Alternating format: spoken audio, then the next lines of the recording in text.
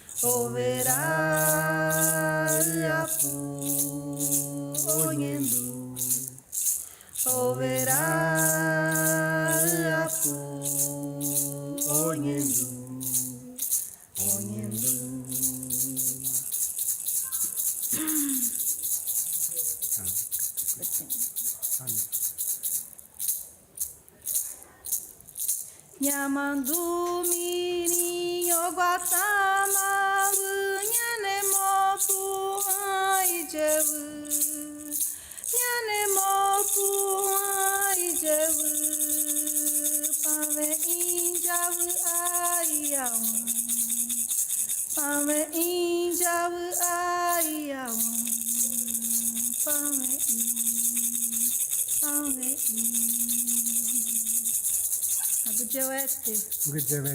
Boa tarde a todos e que a gente possa ter bons diálogos hoje e desejo muita força para todos para a gente escutar nosso grande mestre Ailton Krenak.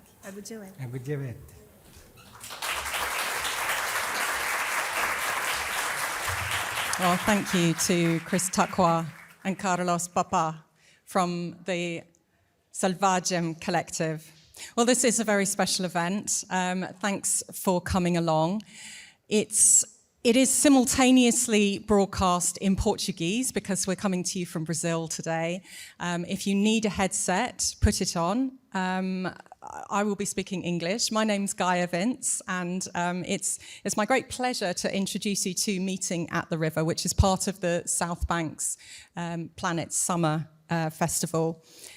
So Selvagem means wild in English, and this event is about bringing wildness, wilderness into the discussion space. So today we're going to be viewing two films from the Wild Arrow series, and this is a series of 7 films. And then there'll be discussion with 2 of the film's creators, Ailton Krenak, who is an indigenous Brazilian writer and philosopher, and Ana Dantes, who is a publisher who set up the Selvagem Collective. And the films are going to be shown with English subtitles as well, and our discussion will be facilitated by this sort of simultaneous translation from the Portuguese. So it's my great pleasure now to introduce Anna from the Collective, who's going to tell you a little bit about the two films that we're going to watch. And they're really beautiful, beautiful special films. So really immerse yourself in what we're seeing. Blot out this London landscape of created space and put yourself back in, really immerse yourself in the wildness. Thanks, Anna. Muito obrigada. Boa tarde. Obrigada, Gaia. Obrigada a todos os presentes. É muito bom poder falar depois que Papai e Cris trazem cantos, porque eles estabelecem uma outra relação nossa com o tempo e com o lugar. E hoje a primeira flecha que nós vamos mostrar é sobre tempo e amor. Eu sou do Selvagem. Talvez a tradução do Selvagem seja uma tradução mais complexa do que a gente imagina dessa palavra, porque para o Brasil, selvagem também significaria ser filho da selva, son of the jungle. E isso faz sentido, porque pode ser uma forma da gente requerer esse lugar de fazer parte da natureza e não observador da natureza. O Selvagem é um ciclo de estudos sobre a vida que busca compor um ambiente de mais pluriversalidade a partir da proposta de criar diálogos entre diferentes perspectivas de conhecimento, como a ciência, os conhecimentos tradicionais, a arte. E, para isso, a gente publica cadernos, cria diálogos, ciclos de estudos, de uma forma ampla, colaborativa e acessível. Ele é gratuito. Ele tem base no Rio de Janeiro, mas ele se manifesta em muitos lugares. E as flechas, elas são instrumentos audiovisuais criados para propagar essas discussões, diálogos, perspectivas. Eu espero que vocês gostem. Foram criadas 7 flechas. Vocês vão assistir as 2 últimas flechas, a 6 e a 7. E, bem, é a primeira vez que a gente vai ver em 3 telas diferentes. Elas são flechas que muitas vezes a gente vê em pequenos dispositivos. Então, muito obrigada pela presença e em breve a gente continua a conversa.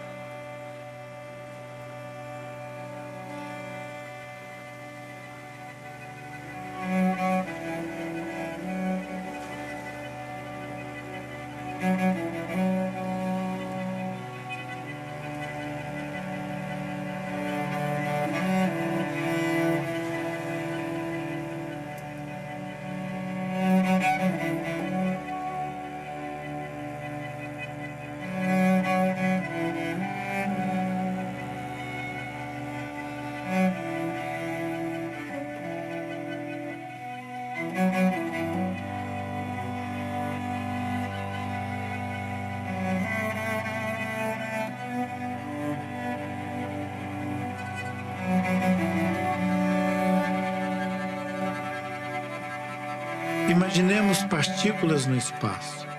Cada partícula é um ponto de energia. No entanto, nada existe em si só. Tudo existe porque há uma dança.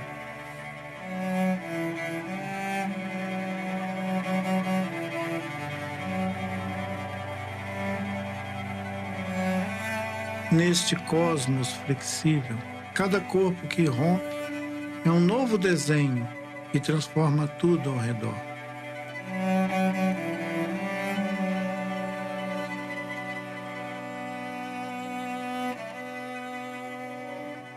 Cientistas leem esses desenhos em movimento. Retratam, ora como cordas, ora como cones de luz, como laços ou ciclos. Em seu banco de quartzo branco, antes do mundo existir, a avó do mundo fuma tabaco com o seu irmão Iepa Onco e observa. Eles estão agora vendo nossos desenhos.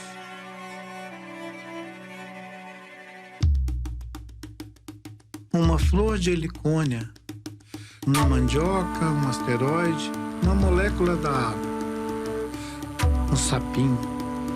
São formas desenhadas por algum desejo de colaboração. Todos os organismos vivos são constituídos de uma ou mais células. As células complexas são resultado da associação de células simples, formas que se fundem, se incorporam, se reproduzem, se transformam numa profusão de possibilidades. Formas que são filhas e mães de outras. Elas mesmas embebidas das minúsculas partículas dançarinas do cosmos. Enquanto o universo se expande, o amor aglutina. O amor é uma energia vital revolucionária.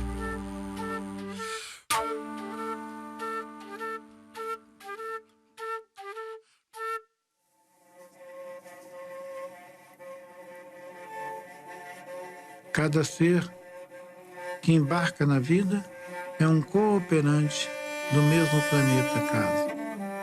Todas as ações de todos os seres e elementos constroem e reconstroem o mesmo lugar. Navegar na Terra é, portanto, um ato de maravilhamento e gratidão. Enquanto o universo se expande, ele esfria. Como tudo, ele também caminha em direção à sua dissipação, à sua própria morte. Esse caminho é como uma flecha do tempo. Para lidar com o pulsar da lei do tempo, humanos criaram processos que geram fricções e alteram o comportamento das matérias. Uma tentativa insana de conter os fluxos cósmicos através de máquinas, procedimentos artificiais que produzem uma tecnosfera geradora de calor sem interrupção. Essa aparelhagem funciona porque tudo que ela produz é consumido. Se essas máquinas não descansarem, a humanidade terá vencido o tempo, invertendo sua lei natural.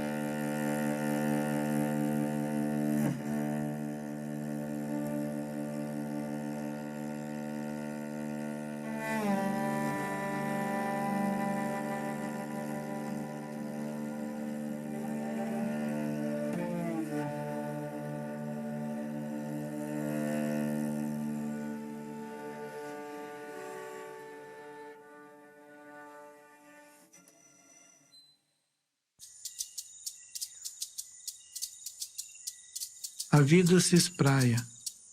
Fluir é uma aprendizagem.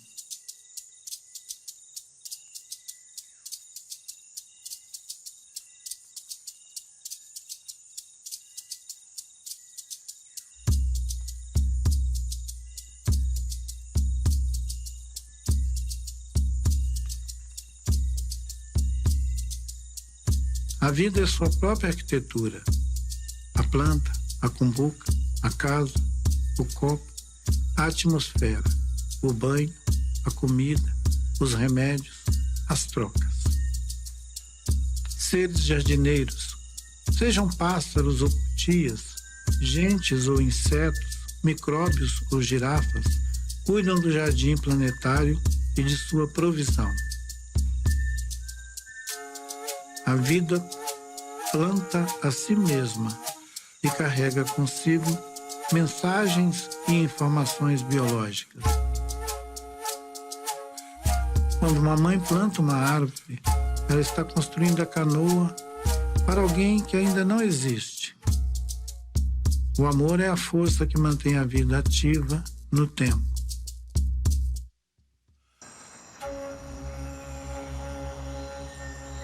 Assim é a biosfera, uma sucessão de ações em benefício comum. Tudo participa desse processo. Humanos também integram a conexão. Alguns pelo controle, outros pela colaboração.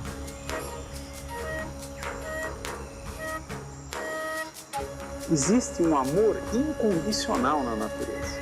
Incondicional. Essa é a linha mestra de funcionamento do sistema natural.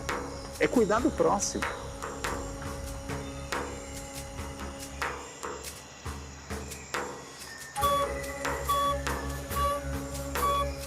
Na costa do Rio de Janeiro, durante os últimos 8.000 anos, o mar subiu e desceu 3 vezes. Da última vez que baixou, há 3.000 anos, formou grandes planícies de areia, como desertos, sem nenhuma planta. As primeiras plantas que conseguiram viver nessas praias quentes, tão diferentes da Anheru, floresta úmida e sombreada, foram as plantas que germinavam no alto das árvores, porque germinar num tronco não difere muito da areia, pela escassez de nutrientes. Contam que foram as bromélias, as primeiras a chegarem à paisagem, e dentro delas, um dia cresceu uma clúzia, trazida por um passarinho. A clúzia vive no mundo florestal, trepada em árvores altas, lançando longas raízes ao chão até estrangular sua hospedeira e assim voltar ao solo para rebrotar. Na praia, a clúzia se adaptou, cresceu, fez-se oca, dando sombra e casa para outros seres. A clúzia deixou de ser estranguladora, transformou-se, dispondo seu corpo e suas habilidades para o bem viver de todo mundo. Ela é uma regenerante de Gaia, uma célula-tronco da natureza.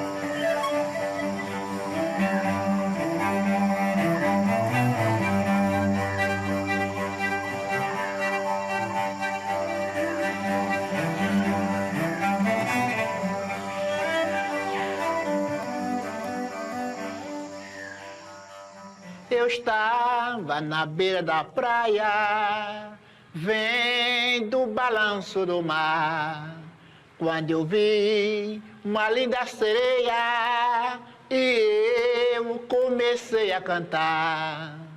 Quando eu vi uma linda sereia e eu comecei a cantar.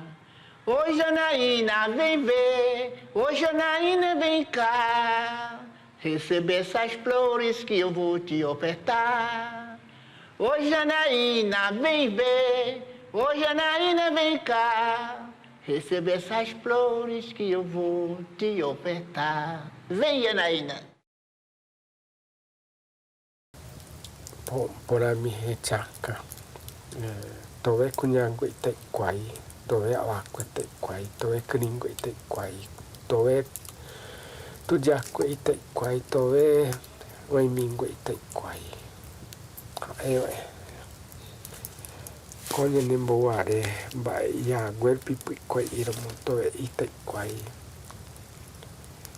Era minha de quai, quando punha de lá, teu e já já, nhande já e não já copo, nhande a eu e por a uma punha lá, te copona já o pita uma punha lá. Agora diga, gujete.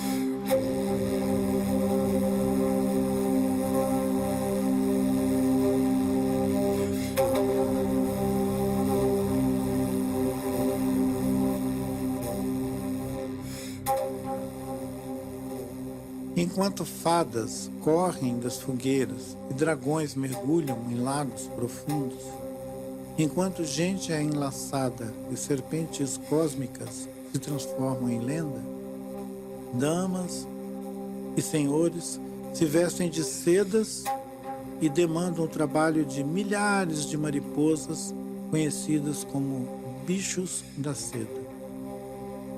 Damas e senhores consomem chá, café, pão de açúcar, ouro, madeira, cacau, tabaco e diamante.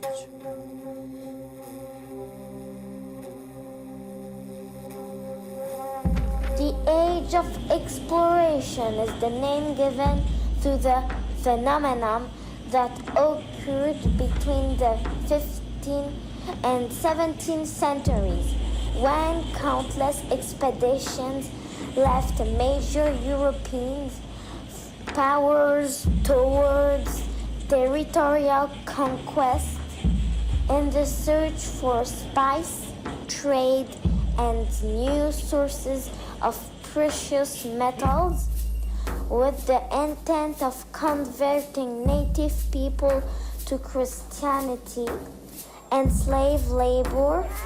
The Age of Exploration is how they call a sort of tsunami caused by geopolitical faults and not by geological faults.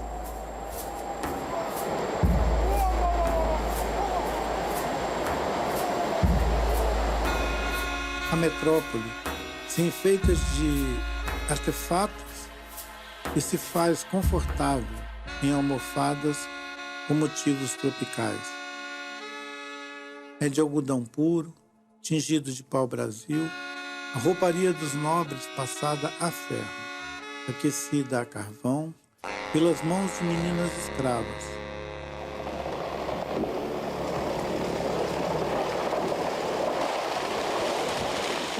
Caminhos passam a se chamar companhias e seguem na direção das Índias. Para descobrir, é preciso desconhecer.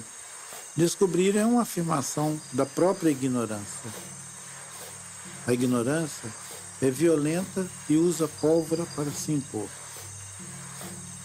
E assim, cidades douradas comem minas e matas. Colonizar é instalar o sistema do mercado. Muitos seres são levados à combustão que move a roda da fortuna, como um trem que nunca vai parar. Chamam de reino, coroa, domínio, sempre foi supermercado. O que deu errado no mundo é que o projeto de alguns homens deu certo e eles ficaram ricos. Dinheiro não pede permissão, não pede licença, dinheiro paga e faz tudo mercadoria. Até memória vira patrimônio. À medida que a natureza se extingue, um outro mundo passa a ser criado, um metamundo feito de representações da natureza e que pode ser consumido. A natureza se torna encantada e sobrevive, mesmo que no imaginário. É a natureza que está no comando. Ela é cósmica, é filha do Sol. A natureza é Ouroboros. Para os valores do mundo capitalista, terra é propriedade, pedra é riqueza, água é recurso natural. Plantas e animais são somente alimentos para os humanos. Gente que não comunga dos mesmos valores é selvagem. Sim, somos todos selvagens. Ser selvagem é ser filho da selva. Selvagem é o DNA, o código que desenha e informa a vida, atravessando como uma canoa as existências atuais, futuras e ancestrais. Selvagem é o coração que bate, independente do comando da razão. Selvagem é a simbiose, a construção da vida em colaboração e sua metamorfose contínua, fazendo que a vida seja para sempre. São selvagens as plantas e as bactérias, criadoras da fórmula que transforma os raios do Sol na atmosfera possível desse planeta azul. Selvagem é o planeta azul, que se autorregula e orbita em sincronia com todo o cosmos. O cosmos, que também é selvagem.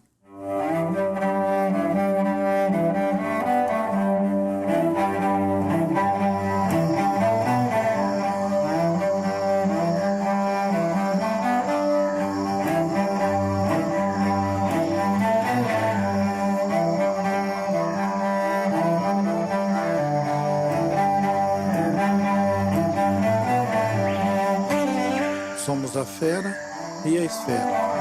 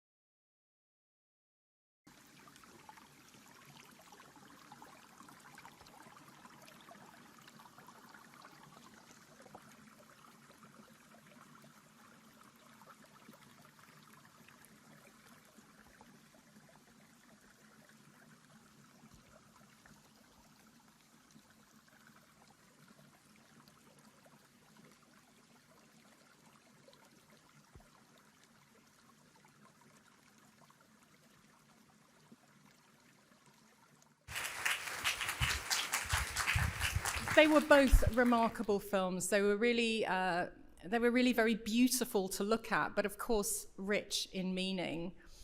Anna, do you want to tell us a little bit about, how this project started, this idea, because it's this idea to encompass, first of all, indigenous ways of thinking, indigenous knowledge about the world, with the world as we understand it, coming from filmmaking perspective and so on. How did this come about? Uma pergunta difícil, mas, bem, sobre os conhecimentos indígenas, eu vivo num país onde os diversos mundos que compõem esse país, eles sempre foram apagados. E o selvagem nasceu muito dessa angústia de viver num mundo monocultural, onde era mais possível crianças conhecerem a mitologia grega e mesmo entenderem o próprio nascimento do país a partir da expansão marítima. O trecho lido em inglês na última flecha, The Age of Exploration, yes, explanation é bom. Exploration é exatamente o texto traduzido das escolas brasileiras. É assim que está posto na educação. Também dentro do selvagem, ele brota... Is that still true? Yes. Today? Yes. E dentro do selvagem, o selvagem ele brotou muito de uma experiência. Eu trabalho há 13 anos com o povo indígena, publicando livros como uma técnica de edição deles, e nesse trabalho é muito forte o conhecimento, os sistemas, a enorme ciência que compõe a cosmovisão. E são múltiplas cosmovisões. Então, o selvagem todo, em todos os seus aspectos, ele honra esses conhecimentos indígenas, tradicionais e tradicionais afro-brasileiros também. A flecha, as ideias da flecha, ela começou em 2020, antes da pandemia, com uma provocação do Ailton, de como esses encontros, pois o selvagem ele começou com encontros presenciais, e como esses encontros poderiam chegar a mais pessoas, em mais lugares. E ele pensou, vamos fazer audiovisuais. E eu pensava, não, nós somos rodas presenciais, isso não faz o menor sentido. Mas veio a pandemia, e realmente aquilo era quase uma visão, né, de um modo de diálogo. E, durante a pandemia, como criar audiovisuais? Acho que sempre me angustiou a enorme produção de pixels, de imagens, de produtos, de artefatos. E o mundo já tem muitas histórias. O Ailton fala sobre isso no livro dele, Ideias para Adiar o Fim do Mundo. Por que não a gente contar histórias, ouvir histórias? Por que não a gente revisitar imagens que já existem, que já foram produzidas? E então a gente chama isso de compostagem de imagens. São imagens de vários arquivos, costuradas com um roteiro, que costura também conhecimentos, costura referências, e é assim que a gente faz as flechas. It's very strong. It's this melange of ideas that you have. It kind of reflects actually the melange of different cultures that exist in Brazil, from indigenous times to the history of slavery and the history of colonialism and more recent immigrants. We have this extraordinary mixture of cultures, and I think what you're trying to do to bring all these different stories and perspectives on how we understand this wild world is really valuable and really strong. I'm going to drill down into one thing that I'm curious about, which was there is a little story, and I can tell there's a story there with the capybara and the person sailing. Então, só porque a capivara, durante a pandemia, quando a gente ficou mais em casa, tartarugas, capivaras, vários animais puderam visitar seus ambientes, qual eles também fazem parte. E no Rio de Janeiro apareceram algumas capivaras para tomar banho na praia. Elas moram numa lagoa perto da praia de Ipanema. E elas foram apreendidas porque elas estavam cometendo um crime e foram levadas para um campo de concentração, que é chamado de reserva natural. Mas me impactou muito o pensamento de que elas estariam se separando da família simplesmente porque elas foram mergulhar no mar. E as cenas que tem vídeos, isso acontece às vezes até, as pessoas gritam, uma capivara, como se fosse algo. E é tão estranho, né? Nós sermos essas pessoas que não conseguimos estar numa praia com outros seres que não são os humanos e ainda por cima os prendemos caso eles apareçam. Então era também assim, era uma homenagem a essa capivara, pensando que a gente podia ser amiga. I mean, that was a thing everywhere, actually, this during the pandemic, because there was a reduction in human activity and all sorts of human activity, from cars to industry to just people walking around. We started to get that rewilding, I guess, of these spaces that we have made so urban. We started getting the wildlife coming back. It is really sad that people had fear of that. And that's something, I guess, that we need to challenge. We need to understand where this disconnect came from. So I guess we'll start with a big question. What is selvagem? What is to be wild? What is nature? I mean, we are of nature, right? We evolved as part of the natural world. So what is to be wild? What is the wilderness? What is nature? Obrigado, Gaia. Obrigado. Que ótimo que você está nos recebendo aqui para falar sobre coisas que pode parecer que acontece longe daqui, né? Acontece num país com a diversidade do Brasil. Mas, na verdade, o ciclo de estudos selvagem, ele é uma disposição de pessoas que vivem em muitos lugares dessa paisagem. Vivem na floresta, vivem nas cidades, como você ressaltou, em diferentes contextos de cultura, e em alguns estão presentes pessoas muito sábias, que são saberes ancestrais, que são expressados por pessoas como Copenau Yanomami, naquele livro magnífico, A Queda do Céu, onde o que ele traz é uma cosmovisão. Então, talvez a gente devesse despistar o exotismo e pensar que selvagem é um ciclo de estudos que junta ciência, o pensamento xamânico, e produz uma crítica sobre a maneira errada que os humanos estão vivendo no planeta. É uma chamada de atenção para uma espécie de desajuste. A pandemia, na verdade, só deu uma breve parada. Todo mundo voltou alucinado para o consumo e para a devoração do corpo da terra, como se fosse um ritual que os humanos se meteram e que não conseguem sair dessa obsessão de consumir a terra, comer a terra. O ciclo de estudos selvagens é sobre comer a terra.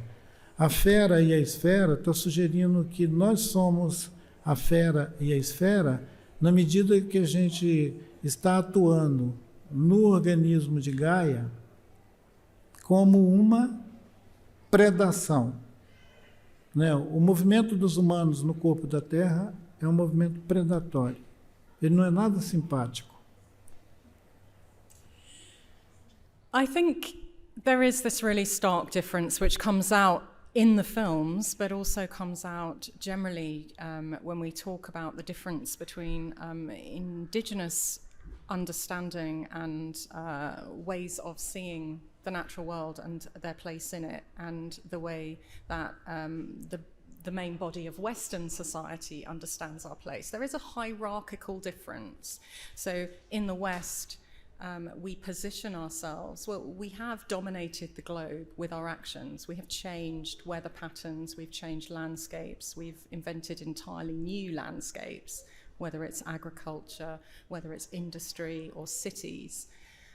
We have dominated the physicality of the planet, and we have this hubris that we are very much above, in a way almost morally and ethically above in value terms, the rest of ecology, whereas most indigenous societies that I've talked to, they see themselves very much as an equal, that we are a part of, there is no hierarchy, we are part of a cooperating living sphere. Do you want to talk a little bit about that? Claro, a ideia de fazer parte, ela ainda implica alguma separação. Na verdade, essas cosmovisões, elas implicam num pertencimento. Não fazer parte, mas estar dentro, pertencer. Esse estar dentro, pertencer, é uma percepção também do corpo, esse corpo antropomorfo, esse corpo do humano, esse especismo do humano, ele se dilui em relação, por exemplo, à capivara ou qualquer outro corpo, a árvore, a floresta, o rio. Nessa perspectiva, digamos, das cosmovisões, não existe uma separação entre essas escolhas que nós, os humanos, fazemos repetidamente, a ponto de construir espaços como esse aqui. Eu podia imaginar que esse espaço aqui, essa arquitetura, que isso aqui é uma arquitetura de uma caverna. Uma caverna luminosa, bacana, porque tem ambientes assim na natureza. Você já deve ter visto, tem alguns lugares da natureza que são estruturas assim, maravilhosas. A gente não precisou botar colunas, elas estão lá. A natureza, isso que a gente chama de natureza, é um caleidoscópio de paisagens, de sítios, de lugares onde nós, os humanos, passamos sem ver nada. E construímos cidades. A superestrutura das metrópoles, ela tenta se impor à paisagem, porque a paisagem em si já é maravilhosa. Então, o esforço dos humanos vai ter que ser muito grande. Well, I mean, the landscape is beautiful, but I would also say that there are lots of aspects of our human world and our human culture which is beautiful, what we create from nature. But I think what's happened is the balance has gone, that sustainable balance. Anna, when you were constructing these films, there's very much this, what you're coming back to in both of the ones there that we saw is this idea of sustainability, this idea that we are dependent on these systems continuing. We cannot exploit them indefinitely because we rely on them. So it's about bringing those ideas of renewability, of a sustainability, of the cycles of nature that exist naturally into our human-made world. Were there any stories that particularly struck you from the indigenous world, the indigenous way of looking at it, that you wanted to incorporate in this idea?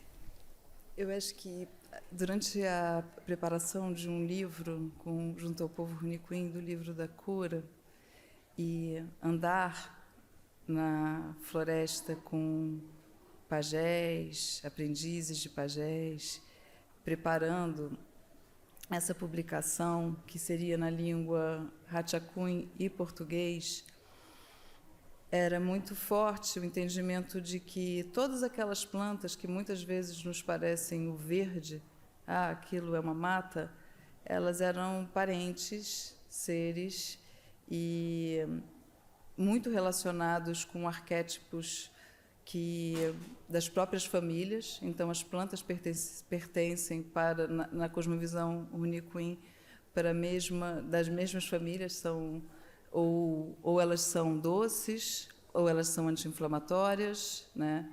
Inani e Inu, ou elas são frias, Duá, ou são Ebanu, que é a família feminina do Duá. E essa correspondência também ela era levada aos elementos e aos elementos e aos animais, e os arquétipos todos eram compreendidos como um sistema de relações. Eu acho que habitar como uma pessoa que precisava entender para colocar aquilo num livro, esse ambiente e esse hall de conhecimentos, ele transformou para mim tudo em algo muito mais multidimensional do que o que a gente costuma ter, né, no Ocidente ou nas escolas, das plantas elas terem nomes de outros naturalistas que recebem sua homenagem e serem absolutamente deslocadas da vida. Então, o sentimento que brotou dali, muito claro, de entendimento, é que talvez a gente se relacione num mundo onde tudo já está morto. Vai para um museu, está morto, e a história que a gente chama de cultura é o fim das outras histórias. Andando na floresta, tanto com o papai e com a Cris também, na Inheri, que é como eles chamam Mata Atlântica, os guaranis chamam Mata Atlântica, é um entendimento de que você está perpassando mundos que estão vivos, plenos de significado, e em relação entre eles e conosco também. Não é uma história em si, mas, de certa forma, eu acho que é algo que é uma transformação que acaba dialogando também com o que a Lynn Margulis, né, que pensou a hipótese de Gaia junto com Lovelock, traz como simbiose, né? Como um mundo que não é construído pela competição, ele é construído por relações, por interagenciamentos de seres, e toda essa perspectiva ela nos escapa. Eu acho que a gente foi muito criado num tipo de sistema onde as coisas estão prontas, né? Existem, e isso cria dicotomias, inclusive. Não cria a metamorfose entre as coisas, elas não estão em processo o tempo inteiro. E acho que ter percorrido o Rio Jordão, muitas vezes em aldeias e com os Runicuim, trouxe esse entendimento.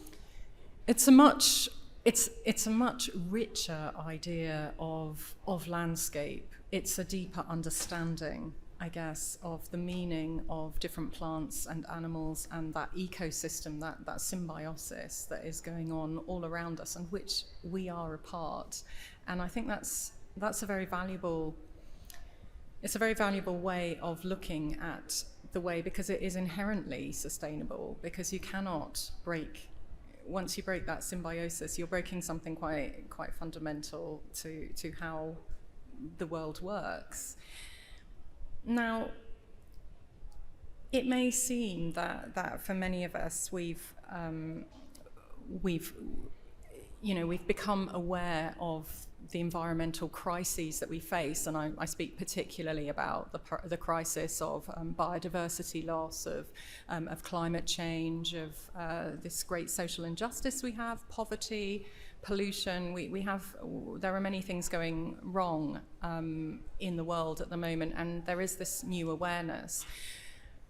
But this appreciation of the natural world, of course, goes back a lot further, especially for communities who live really with their environment and within them.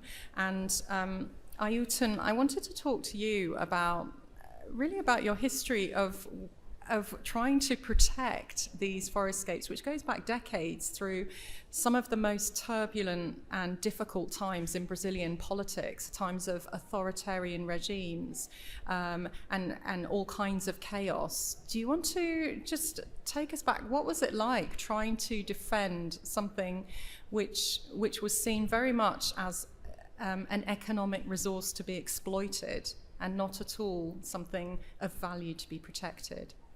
Na verdade, nós podemos também considerar que essa história trágica, que alguns continentes, algumas regiões do planeta são constantemente desgastados com isso, seja crise política, elas têm como base uma continuada crise socioambiental. Ela separa a qualidade de vida das pessoas da qualidade da natureza. Dissocia as duas coisas, como disse a Ana. Se nós olhamos os problemas de refugiados, a questão da migração, toda a tragédia que envolve populações de diferentes continentes balançando de um lado para o outro sem nenhuma proteção, nós vamos considerar que nós já aceitamos separar a tragédia humana da tragédia ambiental. A gente acha que tem uma coisa que é a natureza que está esquentando, o planeta está esquentando, está degelando, e as pessoas estão vivendo pior maneira possível em qualquer lugar do mundo, mas nós dissociamos isso e achamos que tem uma crise que é humanitária e depois tem uma outra que é ambiental. Os ciclos de estudo selvagem, pela complexidade que eles têm, eles são também difíceis de ser percebidos por alguém que não acompanhou a história, né? Eram encontros presenciais de mobilização social que a gente só conseguia fazer pela biografia das pessoas envolvidas. As pessoas sabem que aquele rapaz, o Ailton, tem 40 anos de enfrentamento de crises ambiental, social e tal. É por isso que as pessoas atendiam esses chamados e a gente juntava 500, 800, 1.000 pessoas, encontros presenciais, dos quais se extraiu os conteúdos para esses flecha. Talvez a maneira que elas foram exibidas aqui dá a impressão de que a gente veio lançar um filme. Não é isso. Nós não somos de Hollywood. A gente veio mostrar um trabalho. A gente veio mostrar um trabalho. São 2 filmes que são vistos separadamente, são flechas. E, por acaso, elas foram disparadas ao mesmo tempo. Muito conteúdo. Eu imagino que seja difícil para as pessoas assimilar o conteúdo dessas 2 flechas, porque elas questionam profundamente a narrativa sobre o mundo.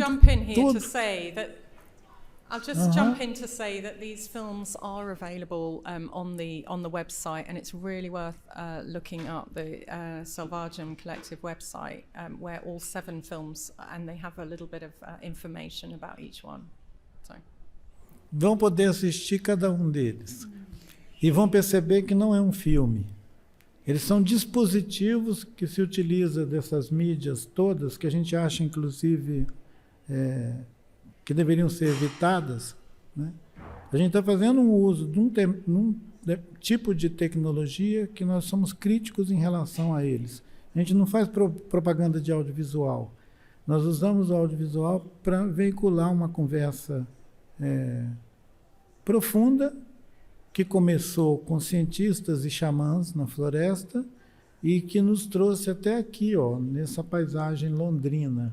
E eu estou muito feliz com a audiência, com tanto de pessoas que estão devolvendo a nós o calor de estar presente e não somente mandando vinhetas de filmes pelo mundo, mas elas alcançam uma audiência muito grande, em várias línguas, em vários lugares do mundo, essas flechas que vocês viram. You touched on something at the beginning there, where we were talking about the sustainability with nature, and we were talking about the separation between the natural world and its problems, and the human world and its problems. And of course, they are intrinsically combined. You know, when we talk about sustainability, what we're talking about is sustainability for humans to thrive and have decent lives, and that depends, of course, on the environmental sustainability, because very unsustainable lives are generally high polluting and dangerous for health in other ways. But there is another element to this, and I guess it's historical. Like one of the ways in which, you know, throughout human history, certain societies have lived beyond their means environmentally, and they've died out. We have civilizations that have died out in the Americas. We see their remains of these incredible civilizations that died out because they exploited their environments, just as we are overexploiting our environment now.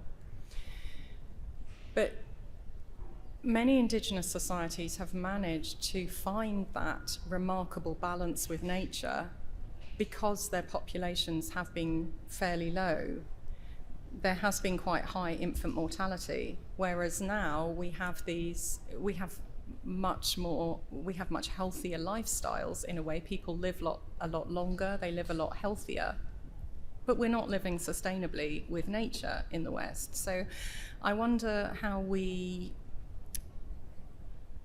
reach that balance now, where we have that sustainability with nature, but also sustainability within our societies, that we can still live healthy lives with enough to eat and without infant mortality, where we live long and lives of opportunity. Eu gostei tanto de saber que seu nome é Gaia. Então, eu estou aqui conversando com Gaia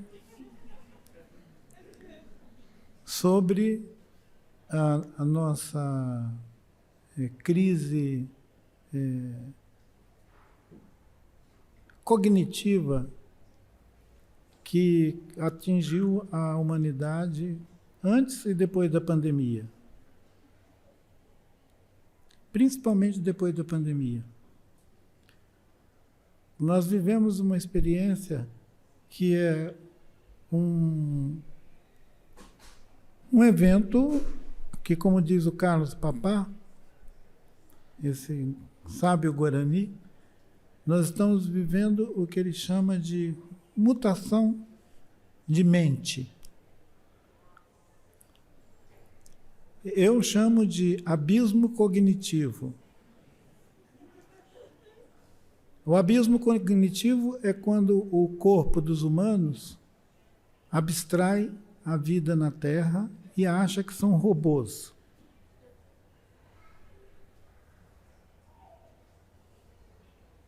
Nós temos milhões de pessoas que foram cuspidas da Terra.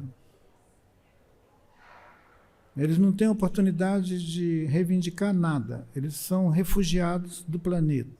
Alcança quase que 1 bilhão de pessoas na Terra na condição de refugiados. Já são 800 e tantos milhões contados, e se contar todo mundo é 1 bilhão.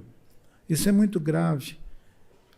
E falar do organismo vivo da Terra com respeito significa dar atenção e relevância para bilhões de outros organismos que não seja exclusivamente essa visão antropocêntrica do homem, o bem-estar do homem, a melhor vida do homem. A melhor vida do humano é a pior condição para o planeta Terra.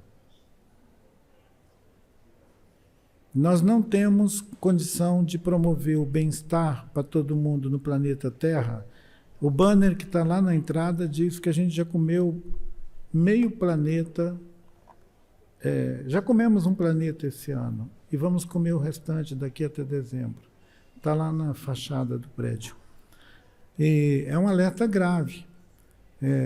Se nós chegarmos ao final do ano consumindo a outra metade, nós estamos em débito, déficit. A gente está devendo para a produção de energia no planeta. Então a gente não pode querer mais e mais. Quando a gente pensa em bem-estar e sustentabilidade, nós estamos fazendo um discurso corporativo que sugere que a gente pode continuar comendo a terra, que vai encontrar um balanço entre comer a terra e ficar vivo aqui. Mas não dá para todo mundo, essa que é a questão de fato. Não tem para todo mundo. As desigualdades, elas não são só do ponto de vista ético, elas são do ponto de vista material, porque não tem para todo mundo. A gente não tem terra para todo mundo.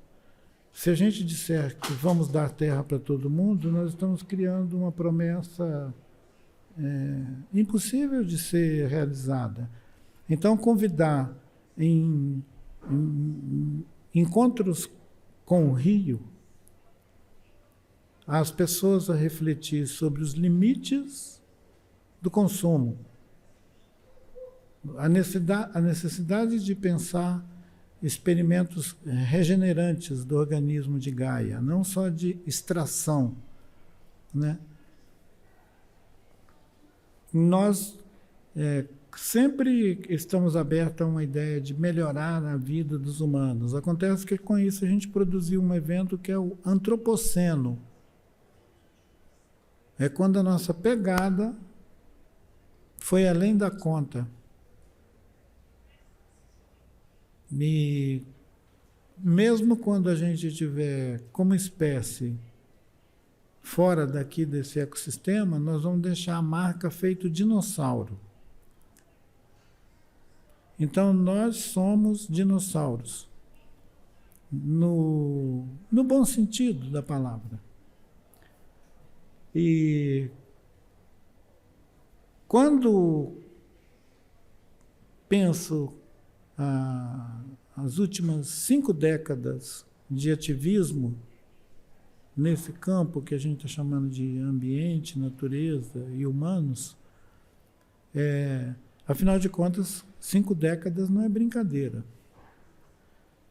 Foi o tempo que a gente precisou para botar o planeta Terra no aquecimento 1,5 grau.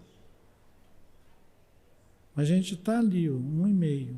Se for 2, nós vamos derreter feito lesmas na calçada. E isso é consciência. I'm going to talk about stuff now. You brought up consumption, and that's at the heart, basically, of both of these films.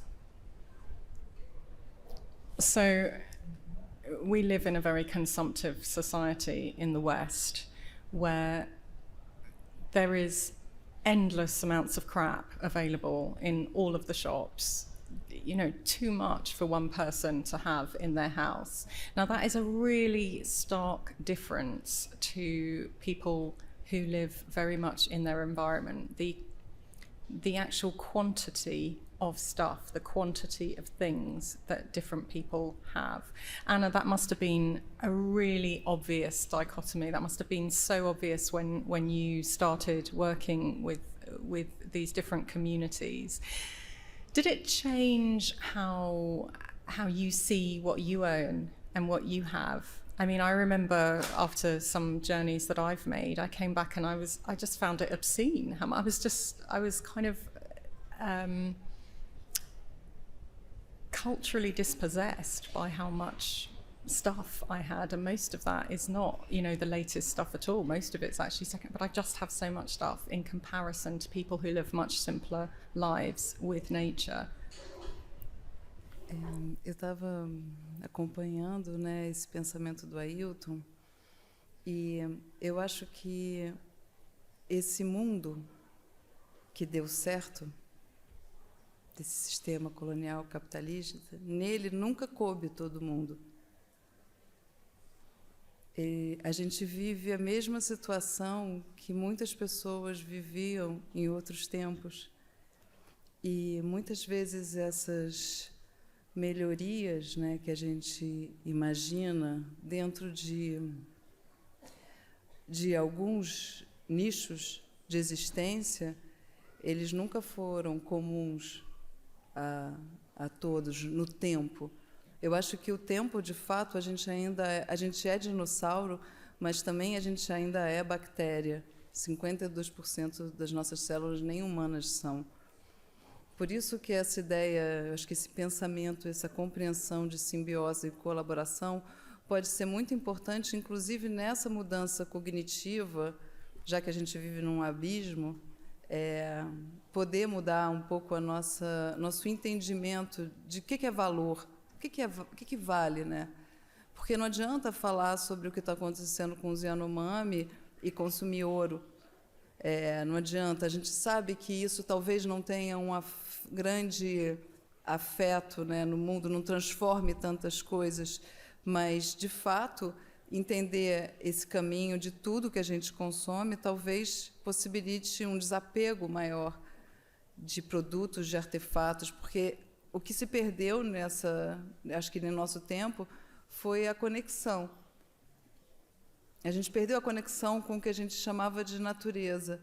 Mas, na verdade, a gente continua conectado, só que agora a gente está conectado com o plástico que guarda a batata, que veio de algum lugar, ou o alumínio, que veio de outro lugar. Os processos continuam, eles são muito intensos, muito mais intensos do que você se relacionar com a mandioca no quintal. Você está se relacionando com uma mandioca que atravessou o mar, que foi frita numa fritadeira, com a informação dela que está numa fazenda de pixel e volta para o seu celular, para uma foto que você vai fazer. Então, são 1000 relações. A gente foi ficando cada vez mais,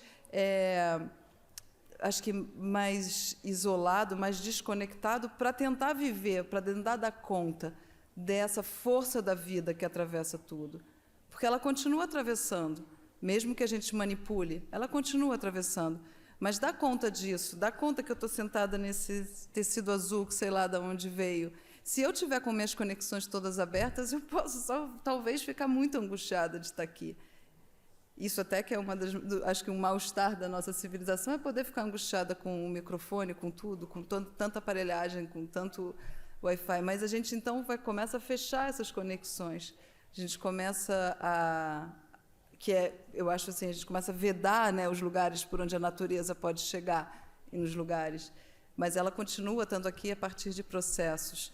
Eu acho que é interessante a gente buscar uma mudança cognitiva, essa mudança cognitiva que seja, acho que é o que a gente tem que fazer, alterar as nossas noções de valores, de uma forma geral.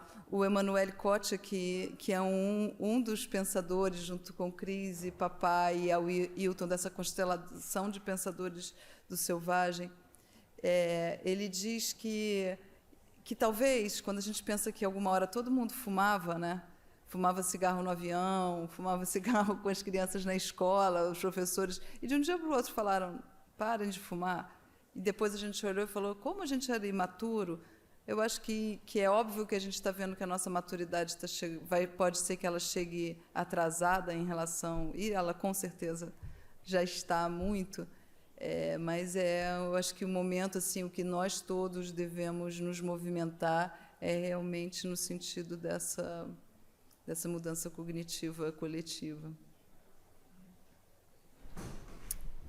Now, you live in a community on the east coast of Brazil, southeast coast of Brazil, Ailton, and you surely have seen not just local changes to the environment that you live in, but also globally driven changes. I mean, climate change is affecting everybody, and there have been impacts everywhere. Can you talk us through how the areas that are traditional homes to your people have changed in your lifetime?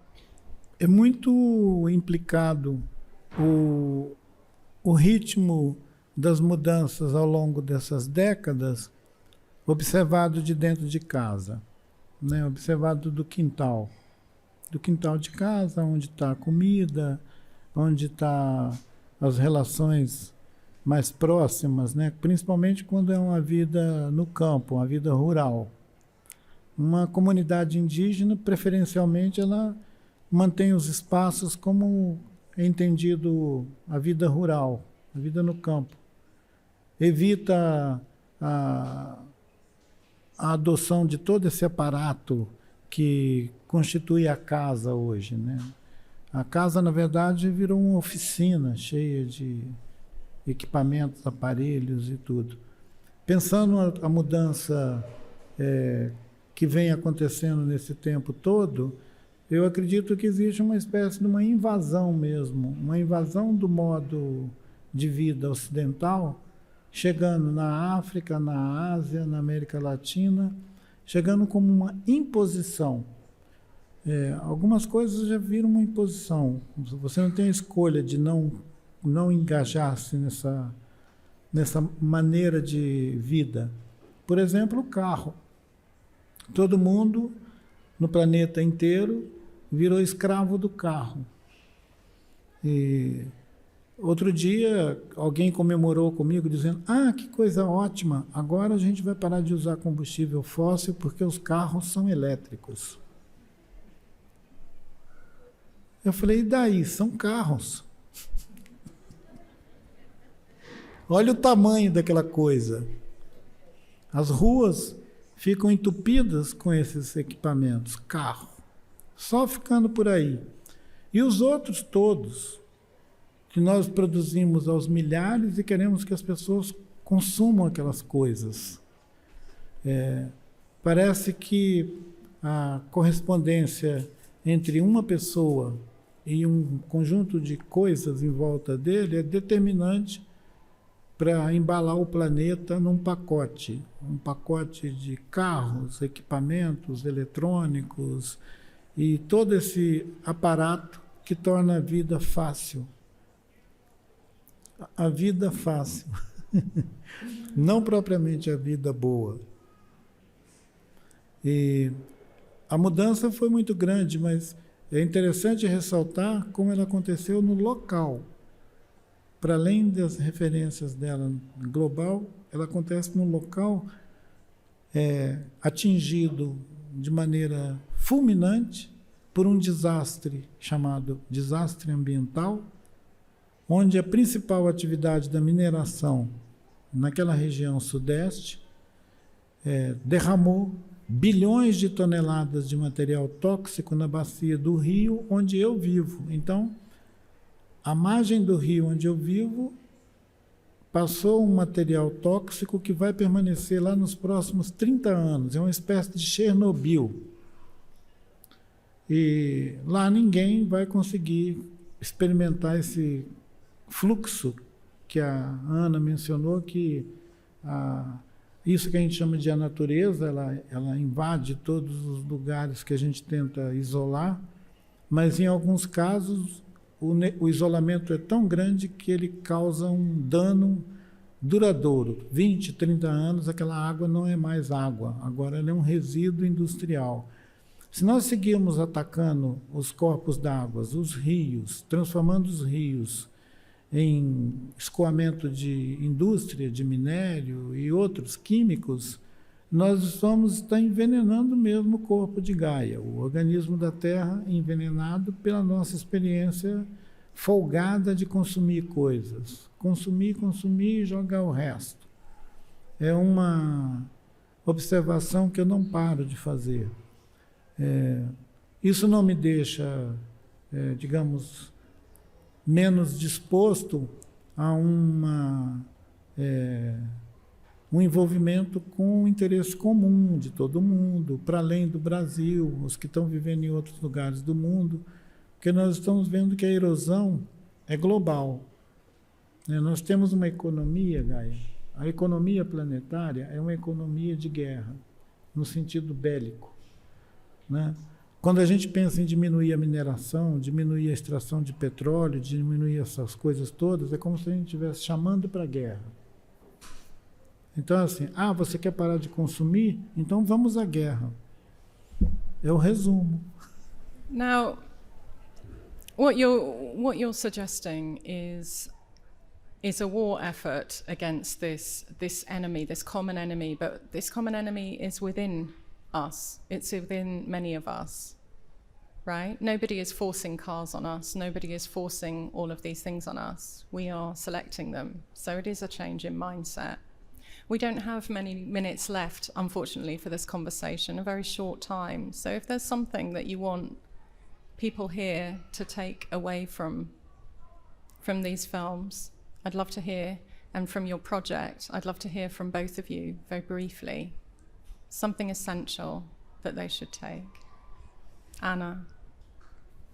Algo que é muito essencial diante desse cenário exposto, no Selvagem a gente se mobilizou para colaborar com um projeto coordenado pela Cris Taqua chamado Escolas Vivas.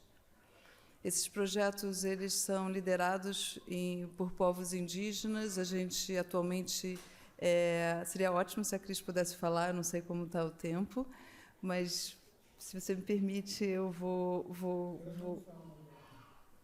então eu vou falar. São nesse momento quatro experiências, 4 projetos de conhecimento tradicional sendo transmitido, 2 na Amazônia e 2 na Mata Atlântica.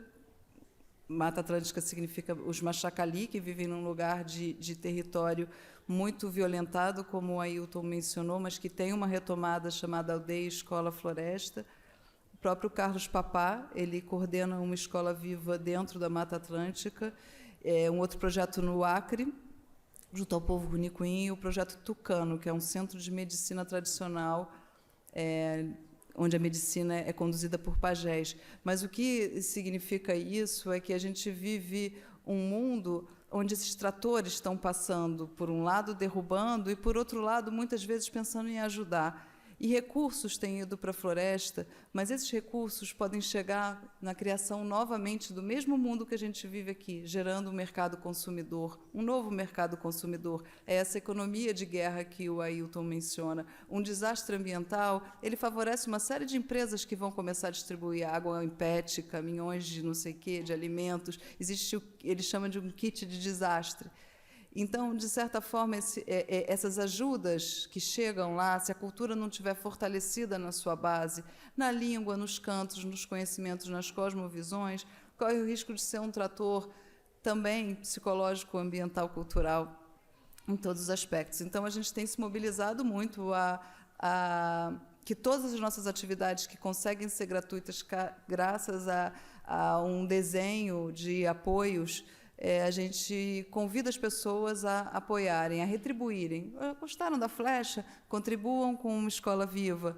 E esses recursos também a gente procurou alguns apoiadores maiores para garantir que esse acordo feito com 4 espaços que tinham essa expectativa, né, de ter uma continuidade, porque o mundo mesmo ele está em diálogo com vários sistemas.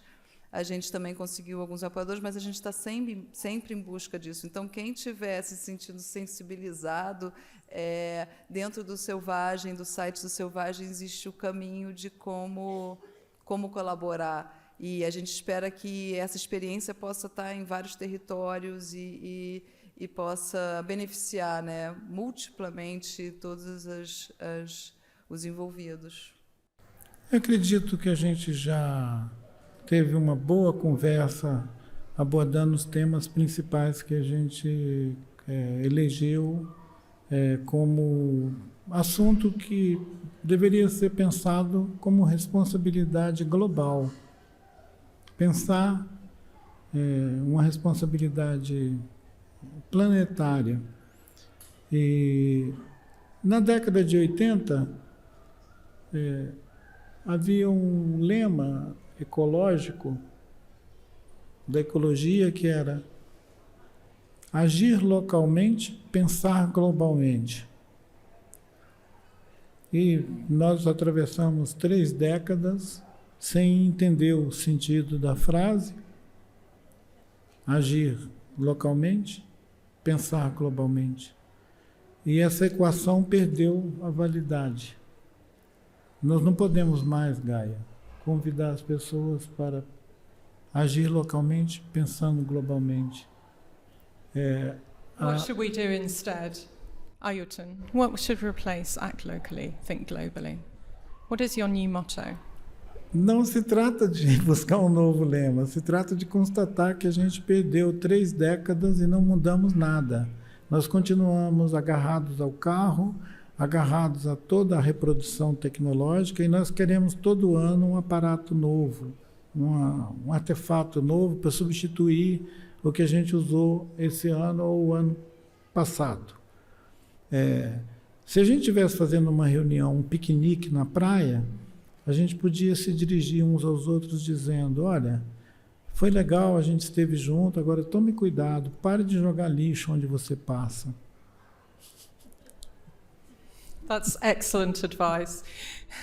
Stop littering, and you know, actually, that's something that has annoyed me since the pandemic. There seems to be a rise in litter, but I won't go into that.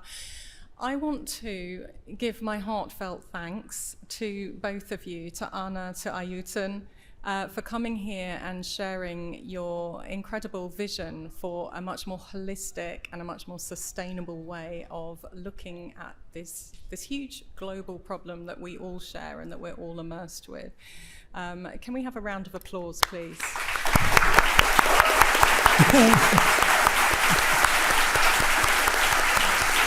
Para você também.